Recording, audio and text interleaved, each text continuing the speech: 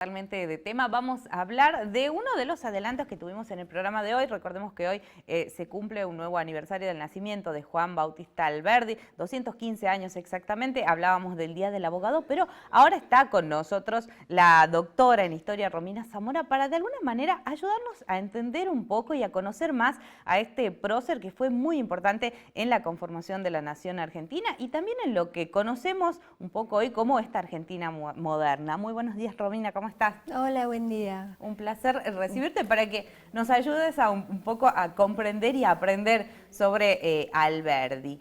Arranquemos hablando sobre justamente cómo era esto de su pensamiento y desde dónde surgía quizás la resistencia que tuvo Alberdi en su etapa viviendo en el país. Alberdi fue un personaje muy controvertido y que prácticamente no pudo vivir en Argentina durante toda su vida adulta. Vivió su infancia en Tucumán, se formó en Buenos Aires, primero en el Colegio de Ciencias Morales, lo que hoy es el Colegio Nacional, y cuando empezó a estudiar leyes en el año 31, 1831, ya estaba Rosas en el poder y él estaba muy opuesto a las ideas de Rosas. Y para ser abogado tenía que jurarle fidelidad y él se negó a jurar fidelidad, por lo que se tuvo que ir de Buenos Aires y terminó sus estudios en Córdoba. Pero cuando él se recibió de bachiller en leyes, se fue primero a Montevideo, después a Europa y terminó en Chile. Sí. La mayoría de sus escritos fueron producidos en Chile.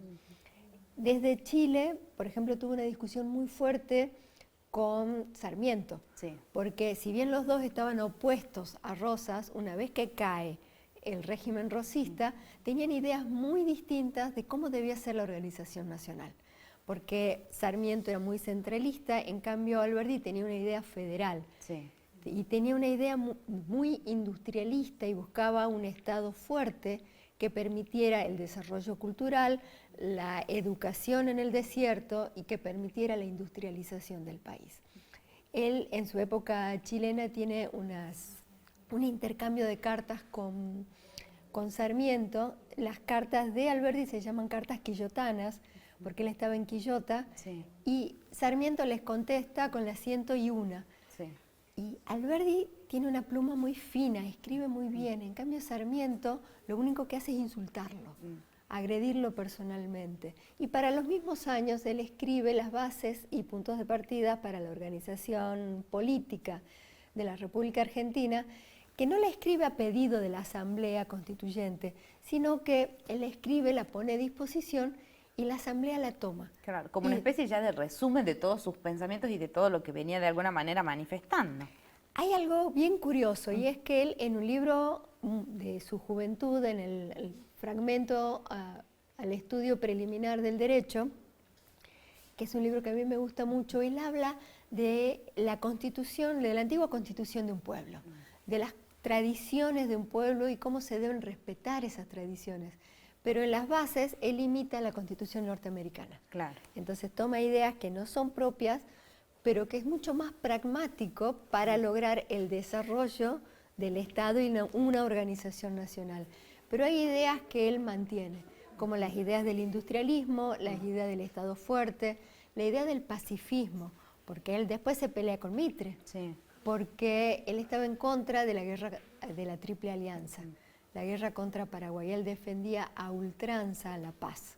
Además, en ese sentido, doctora, el contexto, más allá específicamente de la Constitución, hablábamos de la etapa de Rosas, fue largo el proceso entre la declaración de la independencia, llega a los años de 1820, los regionalismos y llegar en sí a la construcción de lo que será la nación. ¿Cómo impactó todo ese proceso en este camino que finalmente cuando se logra la Constitución del 53 tiene influencia de Alberdi, alguien que no estaba incluso en el territorio, en el país y siendo protagonista? Mira, creo que hiciste una de las preguntas clave del siglo XIX argentino.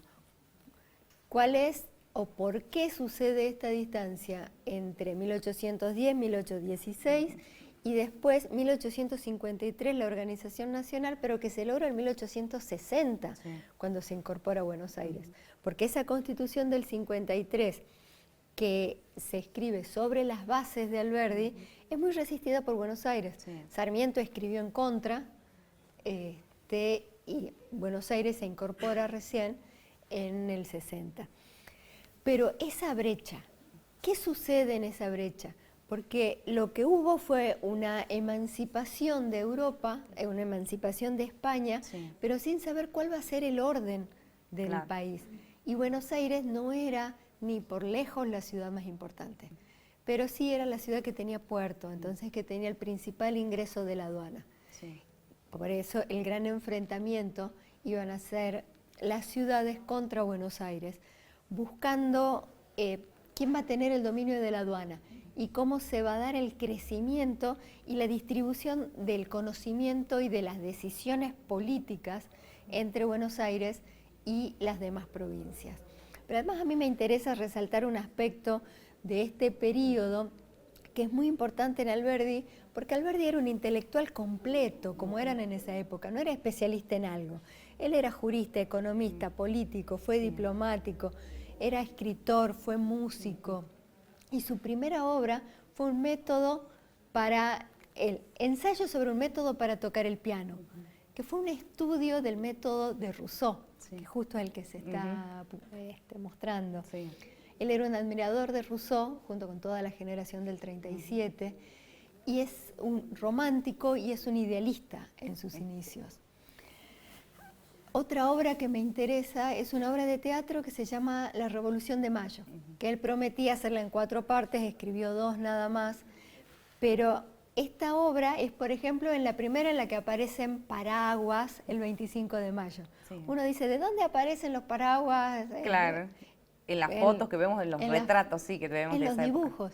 Bueno, el primero que los nombra es Alberdi en esta novela, y en la que él está muy entusiasmado con la revolución. Él cree profundamente en los ideales de la revolución Sí.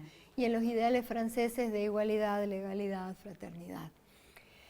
Y una tercera obra que a mí me gusta destacar es Peregrinación de Luz de Día, que es la verdad como personificada en una mujer que viene desde Europa a América y se encuentra con lo que es la verdad en América. Y este personaje termina presa, humillada, que él escribe en 1871 y es como un anticipo de lo que le va a suceder a él cuando quiera volver. Claro. Porque en 1879 él quiere volver a Argentina, pero la campaña en su contra es tan fuerte, la campaña de desprestigio, de humillación, que él a los 2 años dice, no puedo vivir en este país que me condena al ostracismo, y se tiene que ir. Vuelve a Francia, donde muere en 1884. Y su figura tan controvertida y tan resistida en el siglo XIX va a ser rescatada recién después de la segunda mitad del siglo XX, porque es la Federación de Abogados quien en 1958 rescata su figura como padre de la Constitución para declarar el día de su nacimiento como el Día del Abogado. Así es. Doctora, en ese sentido y en todo este recorrido que hemos visto de Alberdi, en la actualidad hemos visto, sobre todo desde la llegada al poder de Javier Milei a la presidencia y de la aparición de estos liberalismos, de alguna manera la reivindicación o la vuelta a escenas de la figura de Alberdi. ¿Qué tiene que ver este liberalismo que estamos viendo hoy con aquel liberalismo o con aquellas ideas que buscaba Alberdi? La verdad que tiene que ver muy poco, porque Alberdi buscaba un Estado fuerte que permita educar en el desierto, que permita construir ferrocarriles, que permita industrializar el país, y es un contexto muy distinto al que vivimos hoy. Y sobre todo Alberdi se hace una lectura sesgada de Alberdi. Es verdad que él no quería que el Estado intervenga en las relaciones económicas, pero sí en la construcción material del país. Y para eso sí se necesitaba un Estado fuerte. Y la ley Bases propone todo lo contrario a lo que propuso en su momento el libro Bases y Puntos de Partida para la Organización Política que había escrito Alberdi. Y como te digo, no fue a pedido de la Asamblea, sino que los miembros de la Asamblea Constituyente lo tomaron y lo imitaron por la contundencia de sus ideas.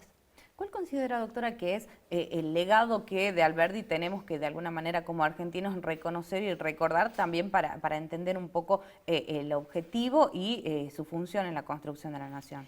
Me parece que Alberdi era una persona muy comprometida con su realidad. Él estaba todo el tiempo interviniendo en charlas políticas, escribiendo, es muy prolífico, tiene muchísimos libros, en discusiones, en salones literarios, con la generación del 37, con la generación del 80.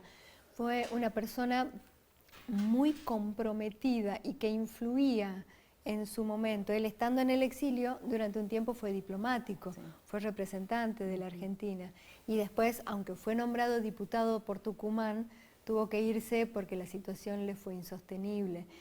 Él se comprometió de alma y vida, porque aún estando en el exilio y pudiendo preocuparse por otra cosa, estaba pendiente y tratando de influir en la construcción de un Estado, porque él tenía la idea de que se necesitaba un Estado fuerte y sólido para sacar adelante al desierto, porque en ese momento toda la Patagonia era considerada un desierto, sí, que no es el mismo contexto que tenemos hoy. Él buscaba la industrialización del país para tener un país soberano, independiente y sobre todo federal. Doctora, muchísimas gracias por venir. Muchísimas gracias a vos. Bien, volvemos con Carla.